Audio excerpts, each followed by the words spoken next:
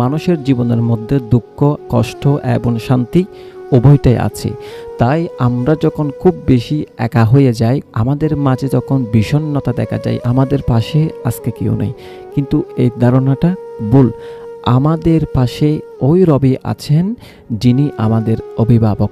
আমি আপনাকে একটি আমল শিখিয়ে দিচ্ছি, যে আমলটি আপনাকে শান্তি দান করবে, যে আমলটি আপনাকে কষ্ট থেকে উদ্ধার করবে, যে আমলটি আপনাকে বিষণ্ণতা থেকে উদ্ধার করে আপনার মনের মধ্যে শান্তি যোগাই দিবে।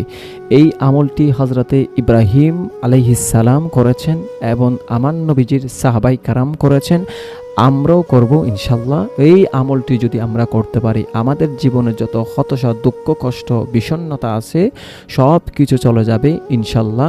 ওই রব্বুল আলামিনের রহমতের চাদর তলে সবসময় আবৃত থাকবেন এই আমলটির মাধ্যমে।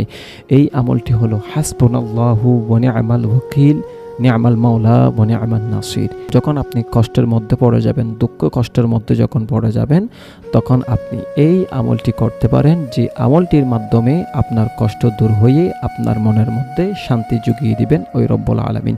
তাই আজকে থেকে আমরা যখন কোনো মুসিবতে পড়ব, যখন কোনো কষ্টের মধ্যে পড়ব, তখন আমরা এই আমলটি করার জন্য চেষ্টা করব।